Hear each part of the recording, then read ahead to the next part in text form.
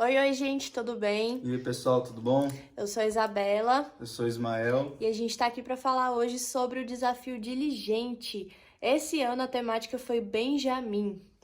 Exatamente, nós estávamos com foco em conseguirmos derrotar a preguiça, a sede pela manhã e à tarde dividimos o despojo, que é a promessa que Jacó deixa para Benjamim, né? Jacó fala que Benjamim ele é um lobo devorador. Então nós nesse ano fizemos esse propósito com a intenção de nos tornarmos devoradores da sede, né? Particularmente foi um desafio muito gratificante. A gente conseguiu cumprir muitas metas, fazer muitos desafios extras. Teve muitos momentos de reflexão, de colocar em xeque realmente, né, onde nós estamos e qual o futuro que nós queremos construir. Então esse desafio de diligência foi diferente. Eu tenho certeza que os frutos que nós plantamos nesse desafio nós vamos colher, né, durante o ano todo e posteriormente também. Sim, eu também achei muito importante. A gente fez vários desafios extras, né? A gente conseguiu cumprir mais desafios extras esse ano do que nos outros desafios Que que a era gente já uma meta participou. nossa, né? Sim. Esse já é o qual? É o terceiro desafio de diligência? Quarto desafio. É o quarto desafio de diligência que a gente participa e pra gente, assim, foi muito importante os desafios esses desse ano, porque falam muito no nosso coração, assim, de um autoconhecimento em Deus, de saber quem Deus pensa, o que Deus pensa de nós, o que nós podemos descobrir sobre nós mesmos, descobrir o nosso potencial que Deus pode usar para o seu reino avançar. Eu achei muito importante isso. E uma coisa que eu também achei importante esse ano foi de perceber que as promessas de Deus para nós agradecermos, nos livrarmos da murmuração, que inclusive foi um dos pecados que impediu Israel de entrar na terra prometida, né? Aquela primeira geração foi a murmuração. E esse desafio em particular me tocou muito quando falou assim: vocês têm que passar um final de semana sem murmurar e agradecendo. E quando eu acordei de manhã, a primeira coisa, assim, uma das primeiras coisas que aconteceu, eu já fiquei com raiva de uma situação. E aí eu já murmurei e eu fiquei assim, meu Deus, já perdi o desafio extra dessa semana. Mas assim, busquei, mesmo ao longo, mesmo tendo perdido logo de cara, ele no início da manhã, eu comecei a perceber o tanto que eu era uma pessoa murmuradora e o tanto que eu precisava mudar isso. Então, esse meu testemunho serve assim para encorajar você a entrar no desafio de diligência. Tem muita coisa que a gente faz no nosso dia a dia que a gente não percebe que a gente faz, que realmente eu acredito que entristece o Espírito Santo e que a gente precisa se atentar. E esses desafios eles servem para isso, eles servem para colocar um espelho diante de nós, para que nós possamos ver aquilo que tem agradado e aquilo que não tem agradado a Deus, para nós podermos realmente crescer no Senhor e louvar a Deus a cada dia mais. E é engraçado porque para mim eu acho que um dos desafios mais para mim que foi impactantes foi o desafio de assistir um filme da sua infância, Ah, que foi tinha muito mesmo. tempo que você não assistia e eu sou muito fascinado por alguns animais específicos, mas principalmente a baleia, a orca, né? A baleia assassina que o pessoal chama.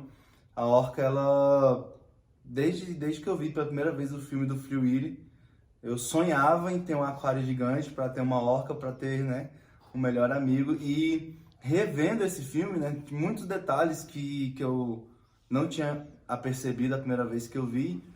E o que eu vi desta vez, quando eu reassisti, foi que o filme fala muito sobre fidelidade, né, sobre uma amizade Verdade. que vai além ali das limitações que normalmente a gente tem. A história do garoto é um garoto que foi abandonado pela mãe, então ele era sozinho no mundo. E ele encontra, né, na baleia assassina, que era uma baleia rebelde, que todos tinham medo dela, mas ele encontra nessa baleia justamente a amizade, a fidelidade ali, o comprometimento. E tem uma cena do filme que é muito marcante para mim, né, que é quando eles estão cercando o Willy e parece que tudo vai dar errado. E um truque que eles tinham ensaiado para fazer o show lá no parque aquático, que o Willy não conseguiu fazer pela multidão que estava ao redor dele. E ele conseguiu fazer, superando as expectativas dele, para ir para a liberdade, para conseguir ir para o mar.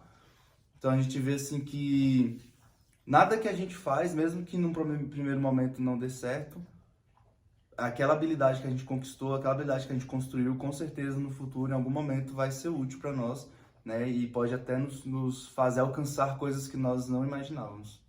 Então, foi esse desafio, né? Vários desafios esses, assim, realmente mexem muito comigo. O desafio do Projetando Futuro esse ano foi especial para nós, porque Foi mesmo. foi a primeira vez que a gente pensou como casal, né? Vamos construir o nosso futuro como casal. Então, a gente sonhou a casa, sonhou os filhos, sonhou até a quantidade de cachorros, sonhou tudo. Foi mesmo. E eu creio que da forma que nós sonhamos e apresentamos diante de Deus, né, Deus vai nos conduzir para chegar neste lugar. Não é mágica, não é lançar palavras ao vento, mas é você ter aquela imagem do futuro e você plantar isso, né? hoje, né, no seu presente, o futuro que você quer viver. Verdade. Esse desafio do filme, da infância, pra mim foi muito importante também, porque o pastor Ivan até falou assim, que nesses filmes dá pra gente perceber o que eles construíram, né, na nossa vida hoje em dia. E aí eu percebi isso porque o filme que eu assisti, que foi o Baby e o Porquinho, a história dele é um porco que ele vai conduzir as ovelhas no lugar do border collie, né, que é o conhecido como pastor.